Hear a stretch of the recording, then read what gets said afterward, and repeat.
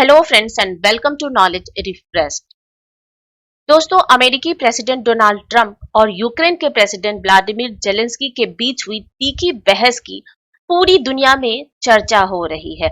Europe में जहां एक ओर जेलेंस्की की तारीफ हो रही है, वहीं दूसरी ओर अमेरिका में नेता आपस में बटे हुए नजर आ रहे हैं। इसके पहले कोई भी अमेरिकी प्रेसिडेंट किसी देश से आए मेहमान पर इतने हमलावर कभी नहीं हुए। बात केवल जेलेंस्की की नहीं है। ट्रंप के दोबारा प्रेसिडेंट बनने के बाद चाहे जॉर्डन के किंग हो, भारत के प्रधानमंत्री मोदी हो या ब्रिटेन के पीएम कीर स्टारमर हो, सबके साथ ट्रंप ने सख्ती से बात की। दोस्तों, रूस और यूक्रेन युद्ध के 3 साल हो गए हैं। जब युद्ध शुरू हुआ था तो अमेरिकी प्रेसिडेंट जो बाइडेन थे और अब अमेरिका के प्रेसिडेंट डोनाल्ड ट्रंप बन गए हैं। दोस्तों, ट्रंप का ध्यान अमेरिका को आर्थिक तौर पर मजबूत करने पर लगा हुआ है। उनका कहना है और उनका मानना है कि मेक अमेरिका ग्रेट अगेन। इसके लिए वो कनाडा, मेक्सिको और चीन पर टैरिफ लगा चुके हैं और साथ ही साथ अमेरिका यह भी जान चुका है कि यूक्रेन युद्ध जीत नहीं सकता। अमेरिका ने यह सोचकर यूक्रेन का सपोर्ट 3 साल पहले किया था कि रूस 3-4 हफ्तों में पूरी तरह से कमजोर हो जाएगा और ऐसे में अमेरिकी कंपनी रूस में इन्वेस्टमेंट का फायदा उठा सकती है। अब पुतिन खुद अमेरिका को रूस में इन्वेस्टमेंट करने का न्योता दे रहे हैं। पुतिन का कहना है कि यूएस कंपनी चाहे तो रूस के कब्जे वाले यूक्रेनी इलाके में रेयर अर्थ मिनरल्स और अन्य मिनरल्स का खनन कर सकती है। इसके साथ ही रूस के साइबेरिया वाले इलाके में भी खनन का ऑफर दिया है।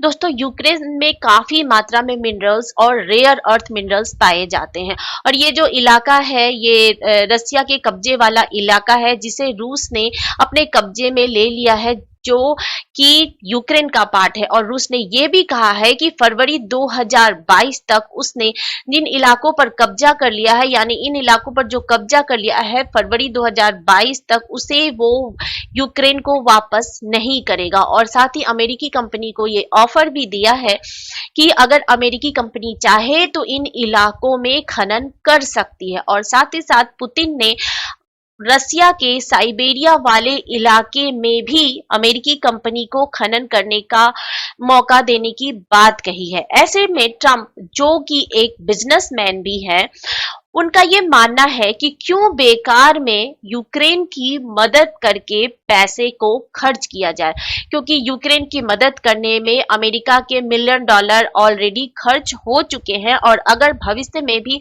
अमेरिका यूक्रेन को मदद जारी रखता है तो उसके बहुत सारे पैसे खर्च होंगे। इसलिए अमेरिका चाहता है कि यूक्रेन इस युद्ध को समाप्त करे, रूस और यूक्रेन के बीच का जो ये युद्ध चल रहा है वो समाप्त करे, ना कि कंटिन्यू रहे।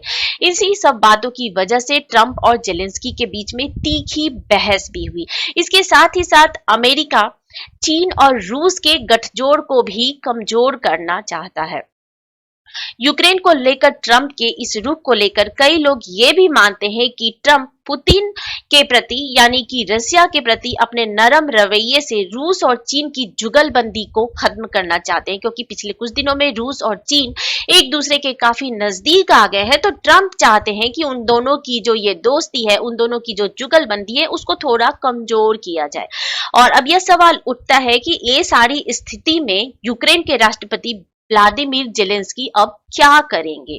दोस्तों, ऐसा कहा जा रहा है कि जेलेंस्की ने अपने कार्यकाल के शायद सबसे निर्णायक पल का सामना कर लिया है। उन्हें या तो अमेरिका के बिना किसी तरह गुजारा करना पड़ेगा या फिर जेलेंस्की अपने पद से इस्तीफा दे दे। अगर जेलेंस्की अपने पद से इस्तीफा देते हैं तो ये फैसला किसके पक्ष में जाएगा? ये फैसला रूस के पक्ष में जाएगा, ये फैसला पुतिन के पक्ष में जाएगा। और यह भी संभव है कि रूस यूक्रेन में तख्ता पलट करवा दे। रूस ने पहले भी यूक्रेन में कठपुतली सरकार बनवाई है। अगर रूस एक बार फिर से ऐसी कोशिश करता है तो संभव है कि अमेरिका भी उसमें इसकी मदद करे। दोस्तों, अमेरिका का इतिहास ऐसा रहा है कि अमेरिका ने पहले भी अपने फायदे के लिए कई देशों में तख्ता पलट करवाया है। 1980 के दशक में अफगानिस्तान से सोवियत संघ को बाहर करने के लिए अमेरिका ने ही तालिबान को बनाया।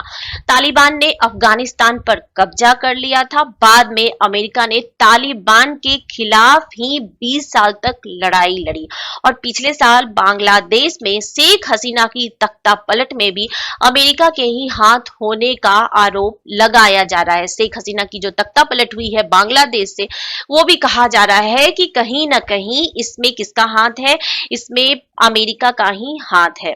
साथ ही रूस के राष्ट्रपति पुतिन ने भी आरोप लगाया था कि 2014 में अमेरिका की वजह से ही यूक्रेन के रूसी समर्थक प्रेसिडेंट विक्टर याकुनोविच का तख्ता पलट हुआ था। यानी 2014 में जो तख्ता पलट हुआ था यूक्रेन के पूर्व राष्ट्रपति विक्टर याकुनोविच का, उसमें अमेरिका का ही हाथ था।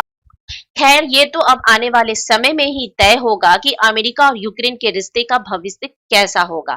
हालांकि अमेरिका से रवाना होने के बाद जेलेंस्की ब्रिटेन की राजधानी लंदन पहुंचे, जहां ब्रिटेन के प्रधानमंत्री कीर स्टारमर ने गले लगाकर जेलेंस्की का स्वागत किया। जेलेंस्की यूरोपीय देशों की समिट में भाग लेने के लिए लंदन पहुंचे थे और इस समिट में 15 देश शामिल हुए।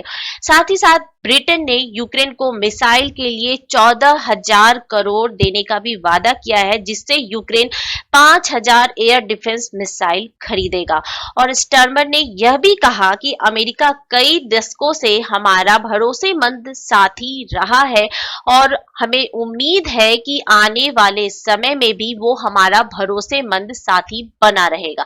खैर, अब तो ये आने वाले समय में ही तय होगा कि रूस और यूक्रेन वॉर का क्या परिणाम होता है और अमेरिका, यूक्रेन और रूस के रिश्ते आपस में कैसे रहेंगे। Thank you so much for watching.